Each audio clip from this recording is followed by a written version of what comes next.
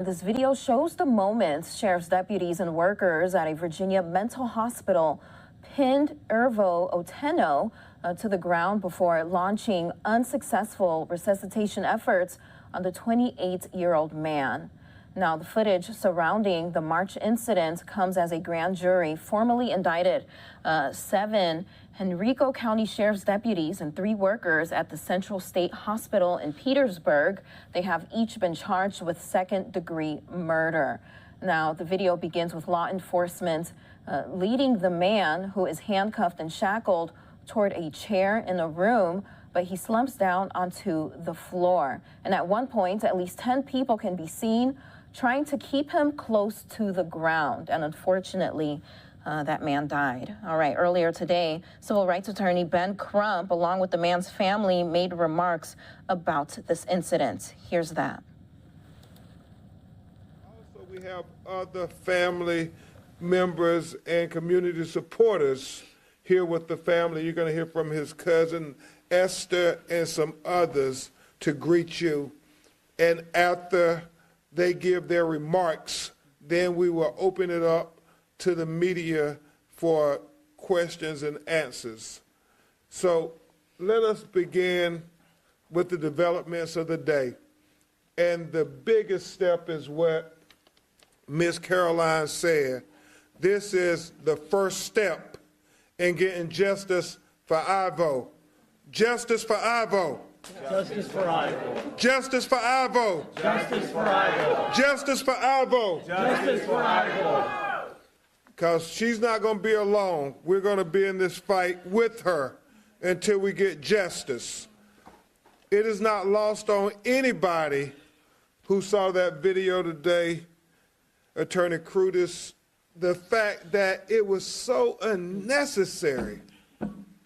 That's what I got communicated from around America. People everywhere said they don't understand, and neither do we. I mean, Irvo was handcuffed at the wrist. He had leg irons on. He was face down.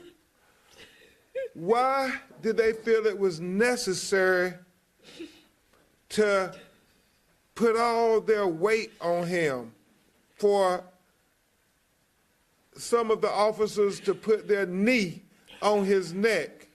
Not for 1 minute, not for 2 minutes, not for 3 minutes, not for 4 minutes, not for 5 minutes, not for 6 minutes, not for 7 minutes, not for 8 minutes, not for 9 minutes, not for 10 minutes, but over 11 minutes.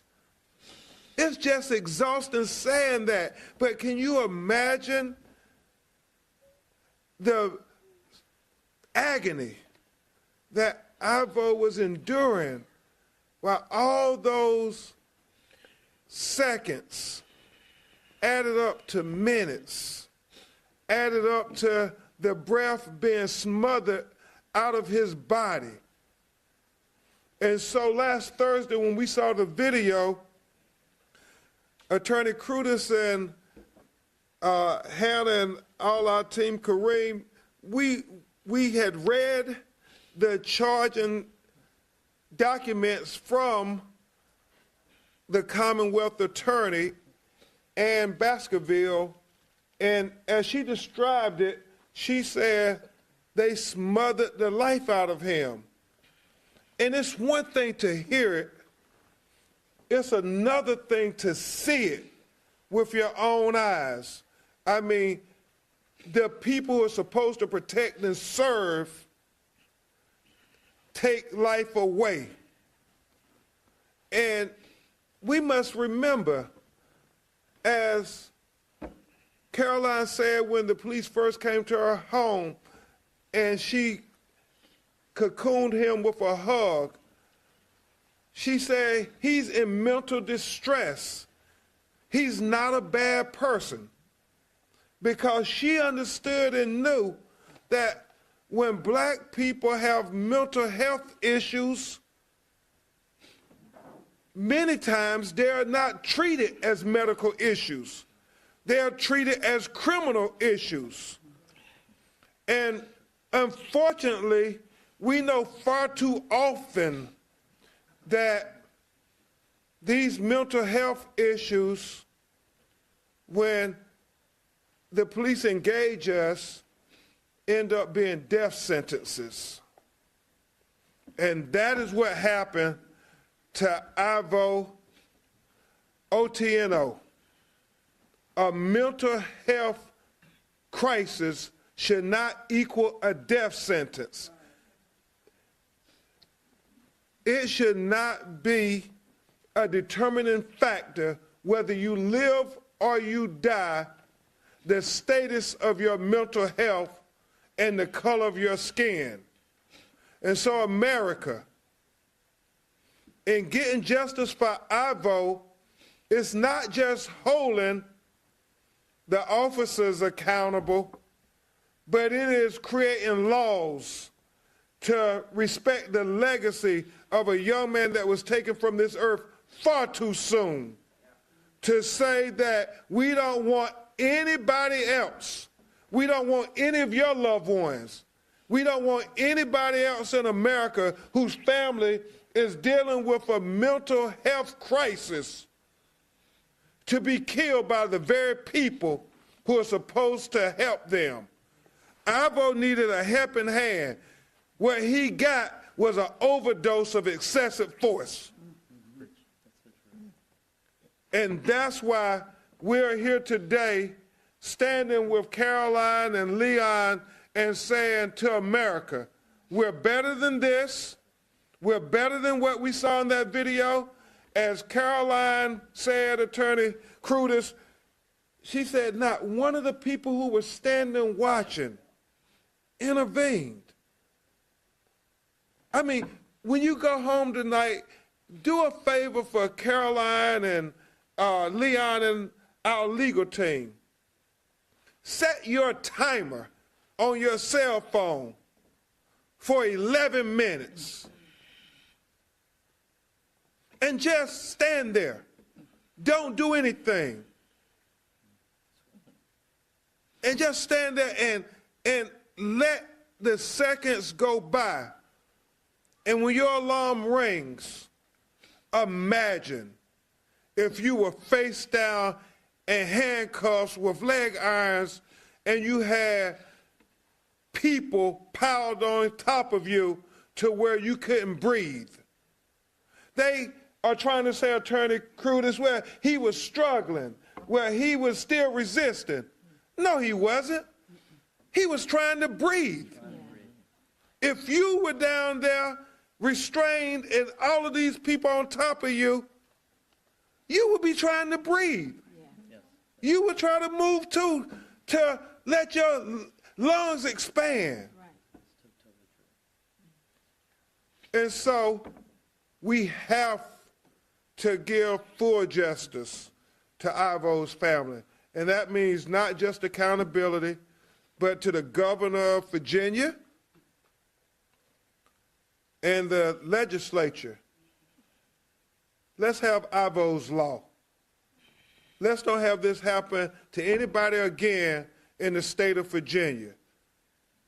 If that video isn't enough to motivate you all to do something, God knows what we would have to do to protect those who suffer from mental health. And finally, I will say this, because it's not just a local issue anymore. It is a national issue, Caroline. And in fact, it is an international issue, because I know people in Kenya and all over the world are watching this. Yes, yes. Viva. Yes.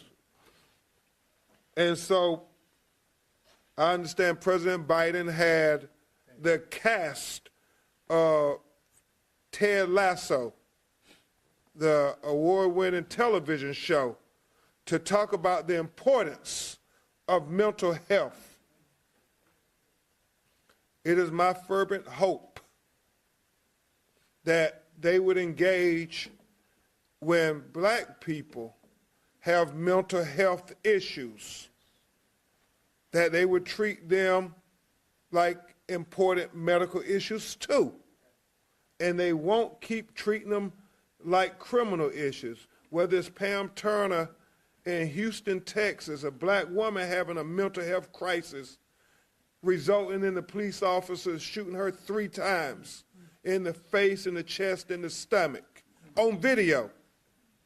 Or Gershon Freeman in Memphis, Tennessee, a couple of months ago had a mental health crisis, and he was beat to death on video.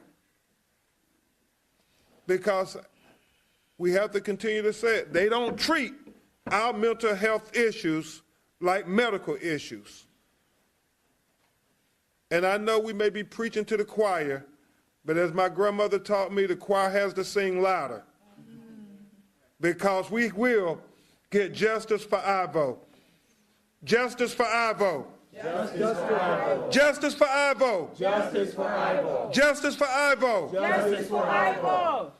Thank you. And before you hear from Ms. Caroline and Leon, I want you to give your undivided attention to a great civil rights lawyer here in Virginia, somebody who I am so proud to work with on this case, who I'm learning a lot from, not just about Virginia law, but about humanity and decency and passion.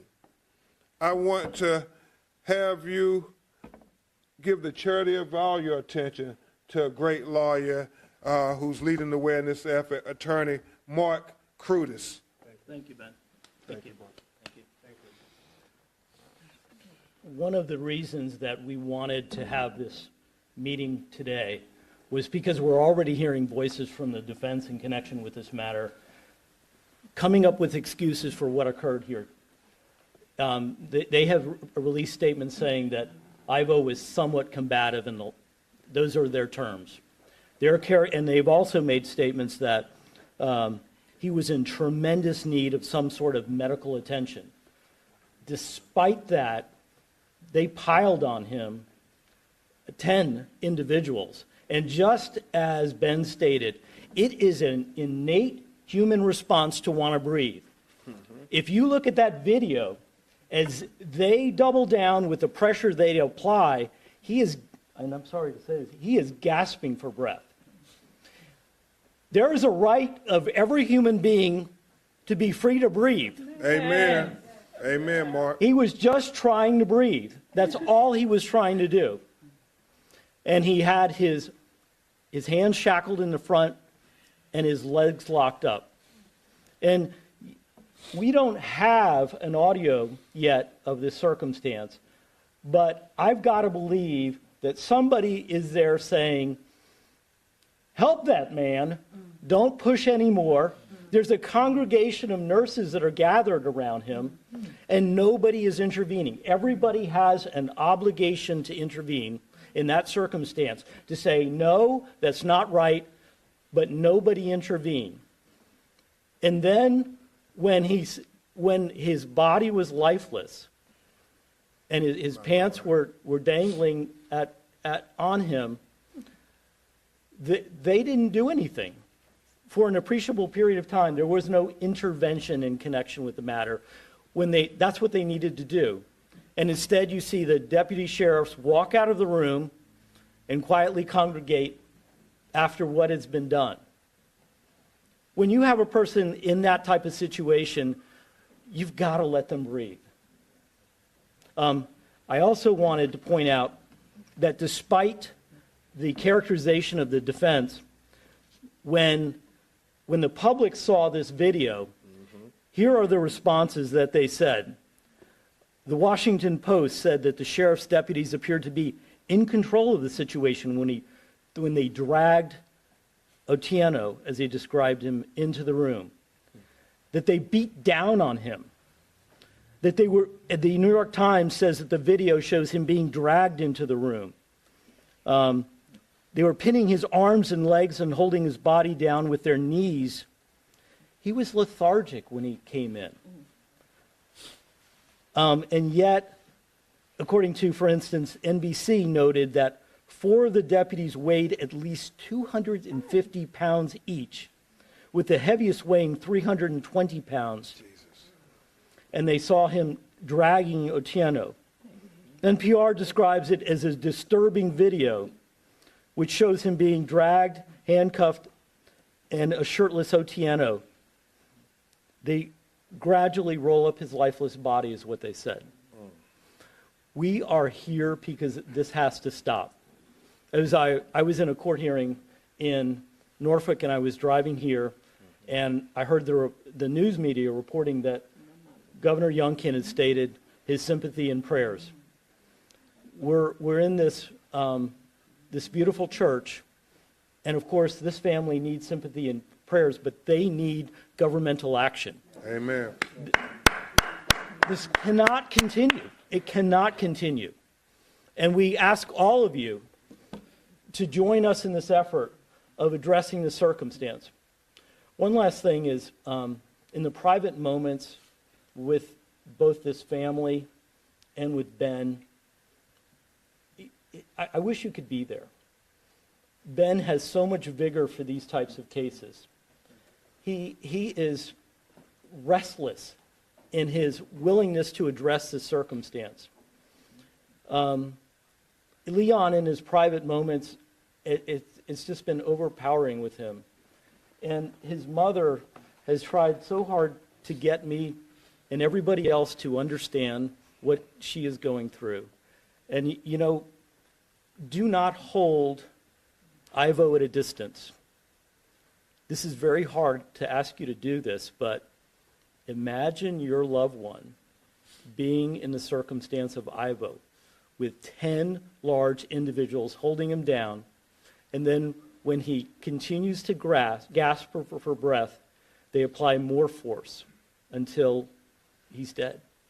And then they stand around and do nothing at that point. This family is remarkable. Thank you so much to this church family for inviting us here today. We look forward to your questions, but please listen closely to the family as they try to share what their experience has been. Thank you. Thank you so much, Mark. And that's important to thank Reverend Dwight C. Jones, the shepherd of this flock, and letting us be in his beautiful cathedral. The funeral will take place at First Baptist of South Richmond as well, the bigger cathedral that he has. And before I bring Miss Caroline up, Attorney Crudis and I will talk a lot about the indictment in the questions and answers. I know you all have several questions about that, and Commonwealth Attorney Ann Baskerville, and seeking justice, equal justice. A lot of prosecutors wouldn't have had the courage to do this, so she should be applauded for doing the right thing. She should absolutely be applauded. And so with that, I give you Ms. Caroline, who's bearing her heart, her whole heart, because as she said, Irvo was her baby. And to have your baby leave this earth before you is something that you can't even express how that feels. So, Ms. Caroline, I know you've given a lot of interviews today, but if you and Leon can come and address the community best you can. Yes. My name is Caroline Ouko. This is my oldest son, Leon Otieno. Irvo was my baby. He was special. He was caring. He was loving. He loved his family and friends. He had a big heart. He was sensitive. He was slow to anger. He took his time. If a friend or a family member wanted to speak to him, He gave you time. He listened. He was a good listener. And he was not quick to drawing conclusions. He also made sure that he analyzed each situation and drew his own conclusions. He was not a follower. He was a leader. But he was a big, tall guy, but just, gentle, He had an infectious smile. Oh, I'll miss his smile. He was handsome. He was a hunk. My baby was handsome. You all know him. Those who know him know. He was the peacemaker of my family. If we got to a point, me and Leon, where we didn't exclude him, if we have a family matter that we want to discuss, I would, speak to my oldest boy first, and then we would bring him in, because we wanted to hear him, He was not the guy that just goes along. Sometimes he went against the grain, and that's good, He brings a different perspective. So that's who my baby was. Leon loved his brother dearly, and I loved him dearly and looked up to him, big bro. But those 9 men, those 9 thugs and a woman, those 10 monsters, those 10 criminals, I was happy to hear that they were indicted. And that is just the beginning step. I hope that with my team beside me, with my friends behind me, with my community behind me, with mothers and fathers who are fearful for what might happen to their children after seeing what happened to Irvo, with young people who are going through mental distress, and the world behind me, we will achieve justice for Irvo Otieno. Amen. Amen.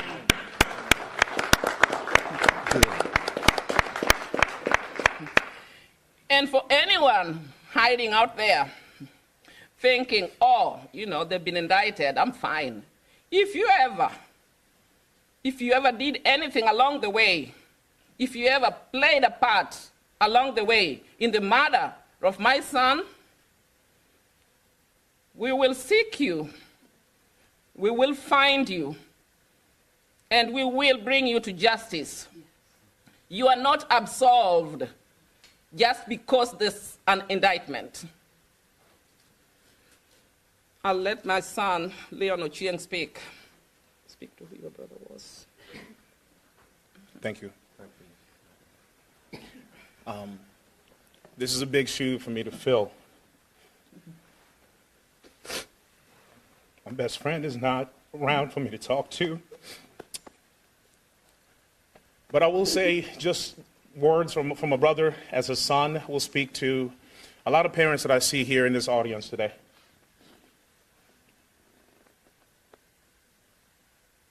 When you take your time, as Ben Crump said, to set a timer for 11 minutes, focus on your breathing. Meditate. Center your mind. Close your eyes. And just focus on your diaphragm, opening and closing.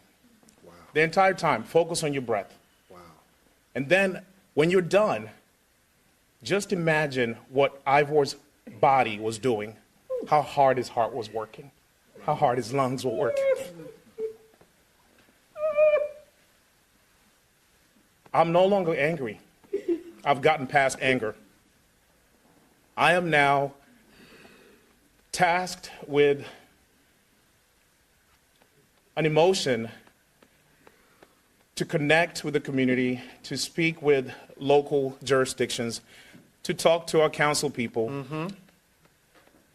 to be disruptive, but not violent. Be disruptive.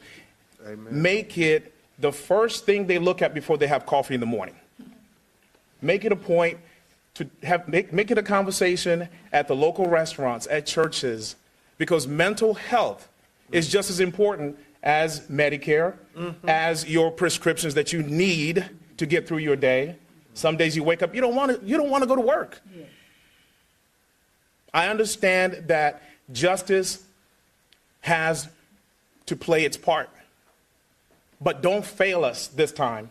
We don't need another Irvo after this. Amen. I think the bus stops here. Yes. Amen. I think families deserve to wake up and love their loved ones, even though they sometimes can't love themselves because they're struggling with mental illness. Tell them, Leon. The landscape is large. Yeah. It's not black. It's not white. Yes, it's not Asian. It's not Mexican. It's not just America. It's the world. Wow. So Governor Yinkin, if I pronounce your name right, our governor, what you said about our family, if you really do empathize and you feel what we feel, do something. Do something. Let your state be an example for the rest of the country and the rest of the world. Wow. And all we need to do is make this an agenda to put pressure on lawmakers to invite our communities to have families who are ambassadors for mental health. Churches are willing to work with anyone who's willing to preserve the brain, the mind. Mental health is a state of mind. Yes. And I think that if you can't articulate your emotions, if you can't peacefully sit down with yourself and say, I'm not well. If you can't do that, because no one is advocating for you. My mother advocated for my brother more than any other person could in this world. If you're not feeling well, you should trust that your local jurisdiction has something in place. Not a wolf call. Not a neighbor calling and saying that you're acting out of order. That you look like something is off with you. That they can call a safe number. There needs to be an Irvo alert. Amen. Because it stops you and makes you remember that 11 minutes that you watched, that we allowed you, his family allows you to watch that because we want you to feel exactly what we feel as a family. Wow. I can only say that my mother has done a good job in trying to navigate this new life that we're facing right now. She said that indictment is not, this is not the end. This is just the beginning. There's a long battle ahead for all of us. Our families, our cousins, our aunts, the community. Everyone is feeling this. So let the conversation be about a reform on mental health awareness and how we deal with it. And neighbors, you have to talk to each other more often. Listen to each other. That way you can be well equipped and ready to say the right thing and not mislead local officers to respond as if you are currently being harmed by someone. Well Thank you. Right.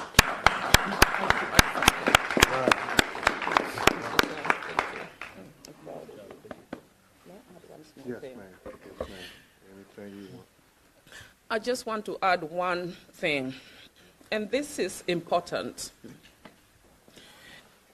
It doesn't matter how old your child is. They are still your baby. I was excluded in the process of advocating for my son. At the hospital, I was denied seeing my son.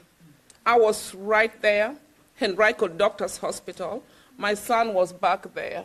I made 4 attempts to see my baby. They denied me. Eventually, they whisked him through the back of the hospital to jail. What I'm trying to say is, in mental health, and mental distress, your child needs you. Yes, ma'am. Seeing me could have made a big difference in my son. Yeah, that's true. I know him, and I know how to talk to him. And I bet he was laying back there, him being my son, but also my protector. He was worried about if his mom was okay after seeing that big presence of law enforcement. So no matter how old our children grow, they are still our children. Yes.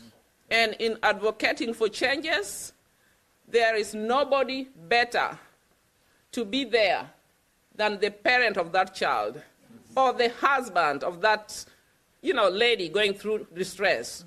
Any relatives, should be allowed to get to them and to see them and to talk to them. Thank you. Thank you. At this time, we'll hear from NAACP Vice President Monica Hutchinson.